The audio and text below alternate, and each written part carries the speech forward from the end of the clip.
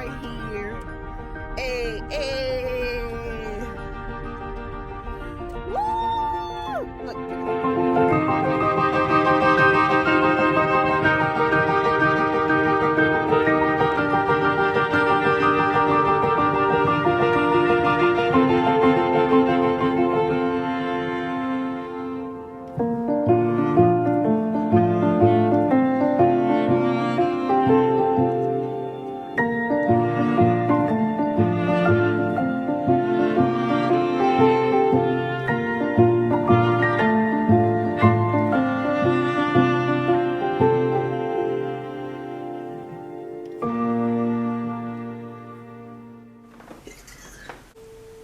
Hi guys, welcome to my channel. So today I'm going to be talking about my labor delivery story. My daughter's 5.5 months old today. I gave birth November 13, 2019, and today is April 26. I just want to say real quick before I get into like the actual story why I'm making this my first video. If any of you guys are moms out there, you know like that mom brain, you losing your memory kinda is real, okay? And I've really been struggling with that. When I'm going back and looking at like old pictures and stuff, it's hard for me to remember details about it, and that's like I want to remember everything. And that's why I feel like it was really important for me to make this one my first video.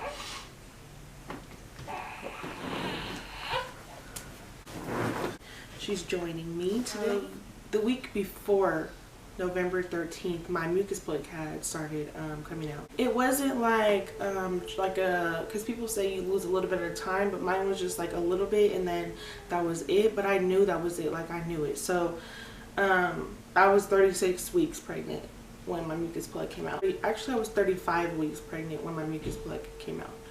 And so my baby shower was literally like 4 days before I had her. November 9th was my baby shower. When I first got pregnant, I just had a feeling that she was going to come early. And so like my baby shower kept getting pushed back. So I had my baby shower when I was 35 weeks. That's kind of pushing it, I feel like, because when you're at that point, baby can come whenever, obviously. Okay, so I was like hoping that she would not come until the baby shower, because I hadn't had much for her. Like I told myself I wasn't going to buy that much stuff because one, me and Isaac it was just us sharing a room, so we didn't have our own place yet, so we didn't have enough space for all that stuff. And yeah, so I didn't have really anything for her besides like a bassinet, which is now recalled, okay, and a stroller. I did have a car seat though. I had 2 car seats and 2 strollers, but that were given to me. I hadn't bought anything besides a few clothes from like the thrift store. So yeah, my mucus plug came out the week before I gave birth, and then I went into labor November 13th at 4 in the morning. Me and Isaac had been up. Isaac is my boyfriend, and her dad. We had been up watching movies and stuff that night, and we did the nasty. So I was having contractions in my sleep, and then I could feel myself like tossing and turning. They weren't like bad enough to like fully wake me up, but I kind of thought I was dreaming. I was like half asleep when they were happening, so I didn't really like wake up all the way to realize what was going on. So when I woke up to use the bathroom at like 4 in the morning, I stood up and I could feel something coming out, but I thought it was something else. And I quickly realized like, no, I think that's my water breaking. So I woke up Isaac, and we were talking about it for a minute. He wasn't really freaking out at all. So I called the advice nurse and I told them what was going on. And at the time I was 36 weeks and 6 days pregnant. So I was kind of early. There was only 1 day until I was considered like full term. So they were a little worried, but not too worried. And then they were kind of trying to pass it off as just like nothing. But I was still having contractions. That's why I kind of thought that it was my water breaking, because I was feeling contractions. And they were 3 minutes apart. So I called them and I told them, and I was like, I'm kind of worried because they're so close together, and they were acting like it didn't really matter how close together they were. So they said to just come in so we can get it all checked out and everything. I was like starting to freak out, and I was like, they want me to go in. And then literally we were getting dressed to go, and it was like less than 5 minutes after I got off the phone with the advice nurse. I had a huge gush of water come out, like huge. And I was in the middle of having a whole ass breakdown. Like I started freaking out because it was like hitting me. Like I think that's when it actually like hit me that like, oh my gosh, I'm about to have a baby. A whole baby. A human. It's about to be mine. Okay, so I was having a breakdown. I was telling Isaac, "Come on, mom, my sister, tell him it's happening." And then he was trying to calm me down, and he was doing the best he could. But you just need your mom sometimes, okay? So I needed my mom, and he was not calling her because he was trying to calm me down. And I was just like crying, and I was like, I can't do this. I can't. It's like I don't know how to be a mama. I don't know. So yeah, I was just like going crazy and freaking out. While I was doing all this, I was having humongous, like huge gushes coming out. Like it was everywhere on the carpet. My dog was fucking licking it. My dog was sitting there licking the water on the carpet. Just nasty, just nasty. He's a very special dog, okay? But yeah, so this video is gonna be so long. I already know. I apologize. So yeah, that happened.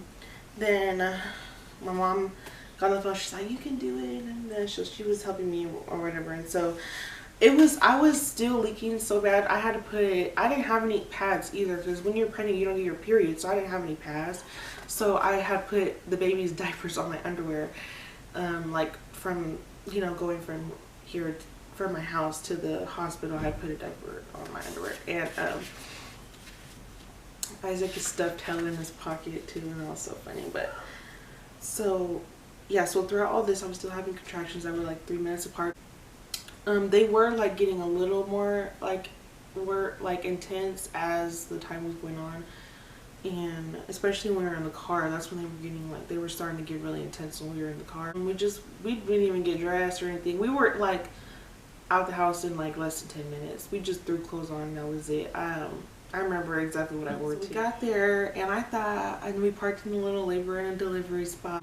I was trying to be Superwoman and walk up there without a wheelchair, but I ended up needing a wheelchair like halfway through because I couldn't do it. Got to the labor and delivery floor, and they checked me in, and we waited in the chairs in the waiting room for a little bit. And then when they called my name, I had to go get weighed. So they weighed me, and then I remember having a contraction as I was getting weighed. And she had to like wait for me a minute so we can like go to the triage room. Took all my clothes off. I put a gown on. I put the little band on that that holds the monitors on your stomach. And I remember I was still leaking water, and it was just all over my legs, and it was like hella bothering me. So I was like, I can't wear my underwear.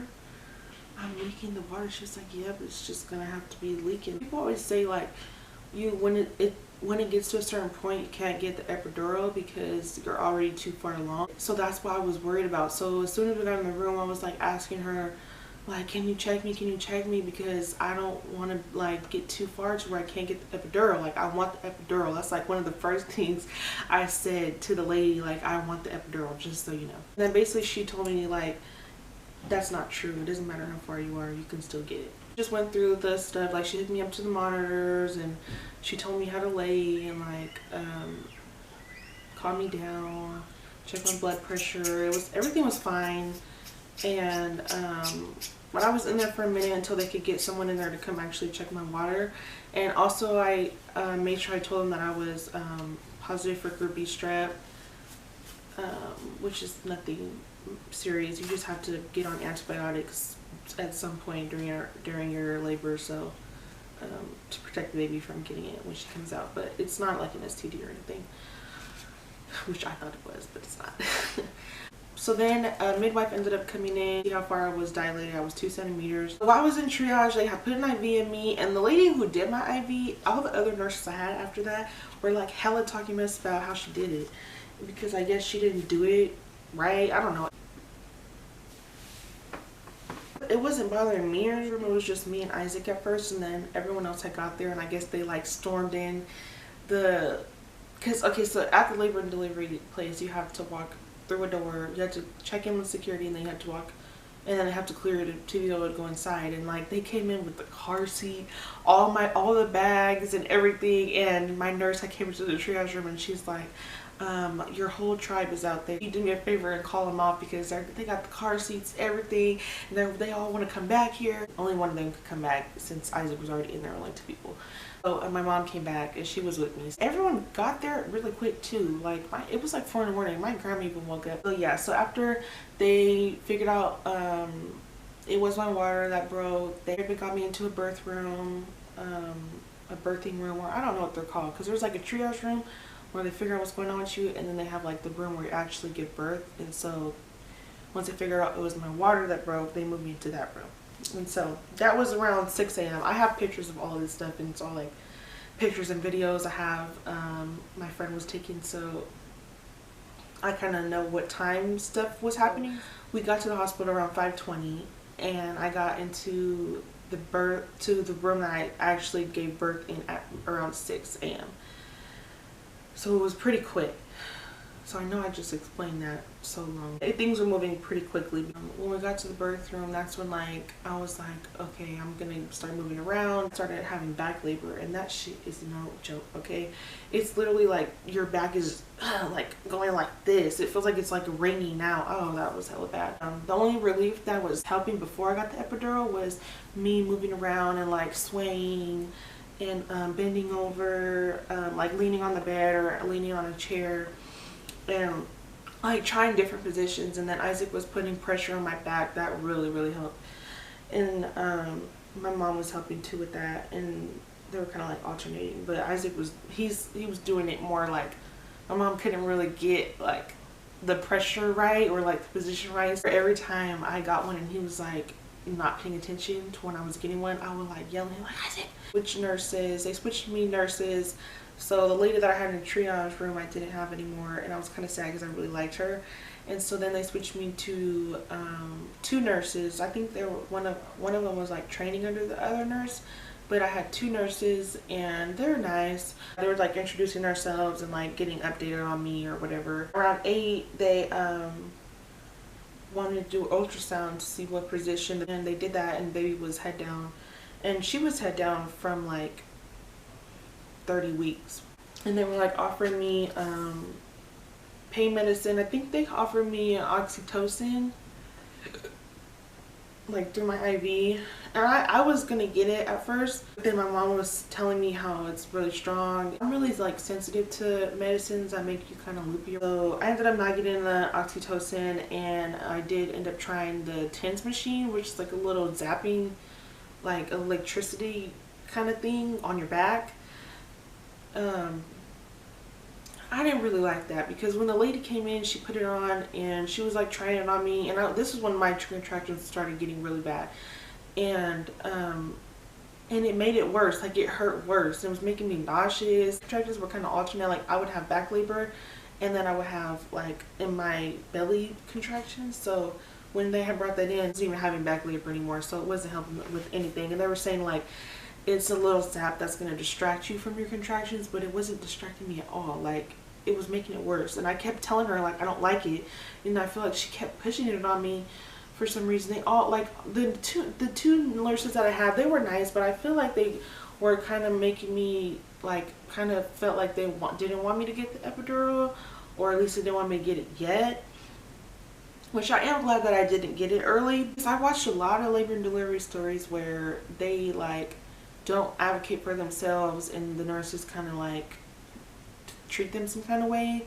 But I just feel like if you tell them what you want, and you're like stern about it, like no, I want the epidural, I don't want to try this thing, or because the lady that came in with the TENS machine, I kept telling her like I don't like it, like take it off, and she wasn't listening. Like she was like, well, I'm just gonna leave it on in case you want to try it again and all this stuff. And then when she left, I told my nurse, I was like, I kind of like got snappy word, because I'm like, take it off, and I was telling Isaac, tell her to take it off now.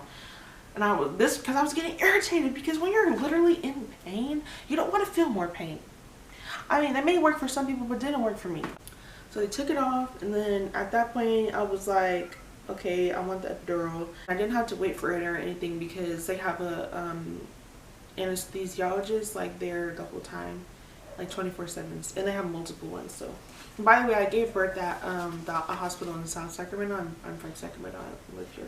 So somewhere between 9 a.m. and 12 p.m. is when I got the epidural. Oh, okay. So let me tell you my experience with epidural. So it wasn't bad overall. Like it was not as bad as people make it seem. I didn't see the needle or anything, and I'm glad I didn't. It probably would have freaked me out. But throughout my whole like process of all of this, I was just breathing.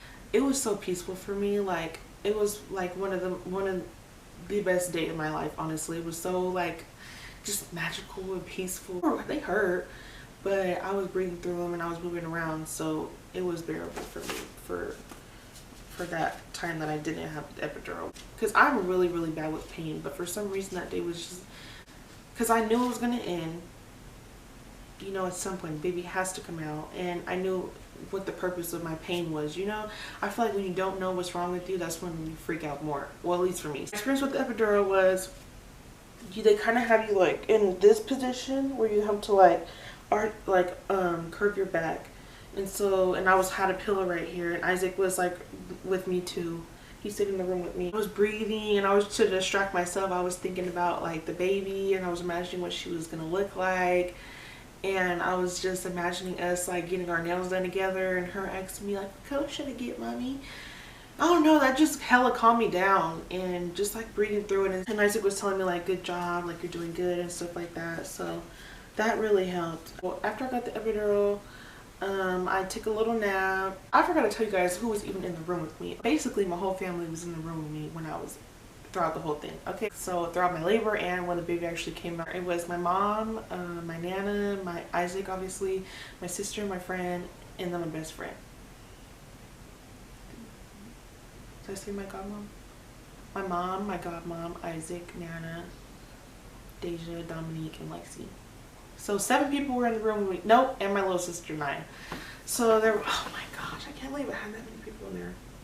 We were fine. Like the room was really big, so we all fit. I don't really know what they were doing the whole time. I wasn't talking to any of them. The only people that I was talking to were Isaac and my mom.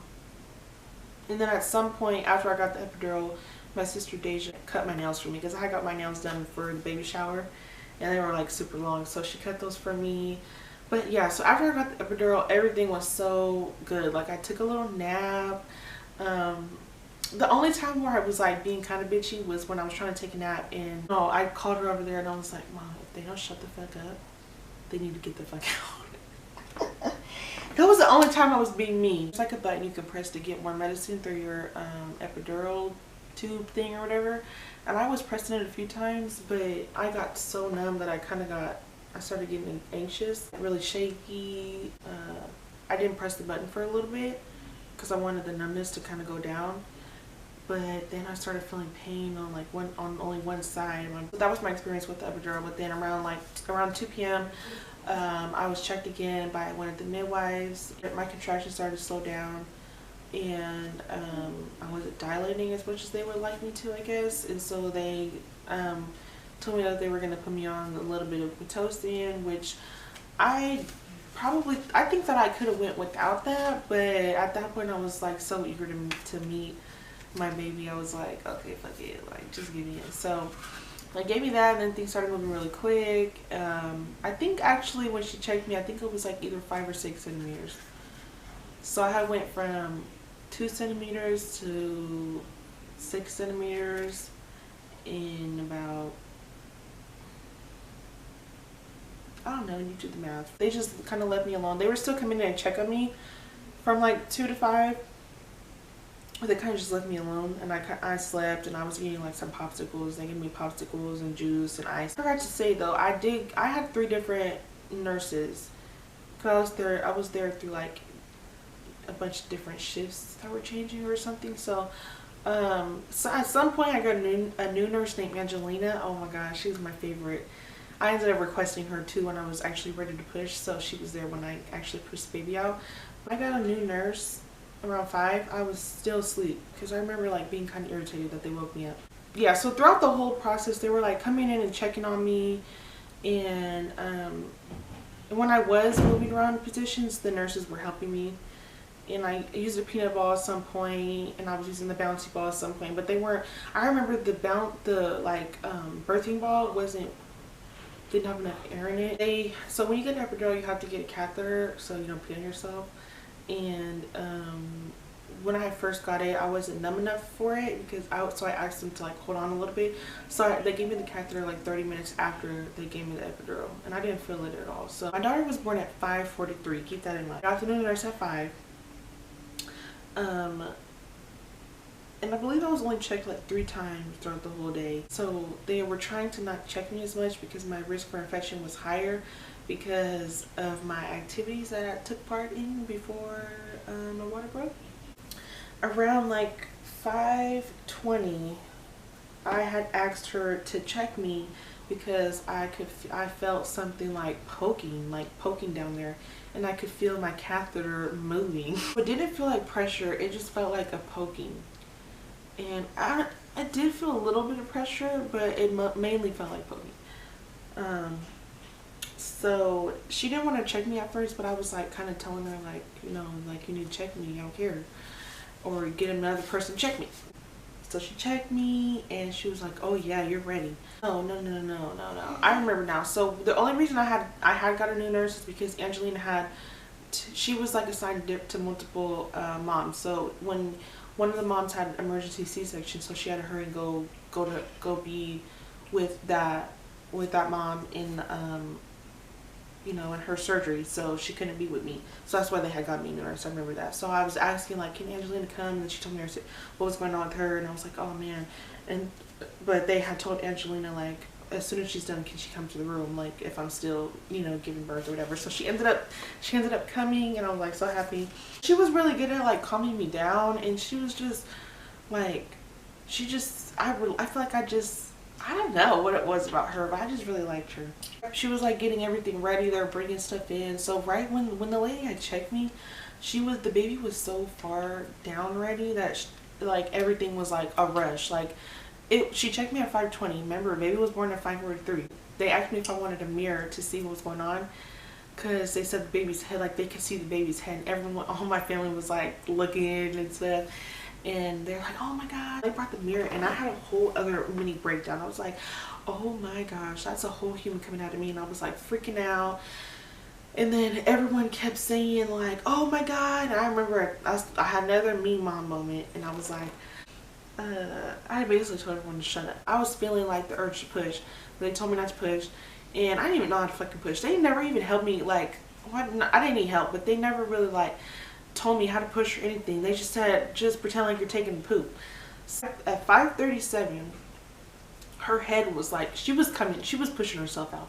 So at 5:37, her head was like literally coming out of me, and like half of her head was already out of me at 5:37, and then at 5:43 she was born. So I pushed like 2 or 3 times, and so between 5:37 and 5:43, like as she was literally coming out, the midwives was like, as soon as the midwife got in the room, she wasn't even gowned up or anything, but I told her, I was like, I'm ready, I'm going. So I was just going and pushing. I didn't care. I was like, you guys are going to tell me that I can't push. And the baby ended up having a cone head, so she was in my canal for a while. Isaac had wanted to help pull the baby out, so he had to get gowned up, and then the midwife was getting gowned up, and the baby was like halfway out already.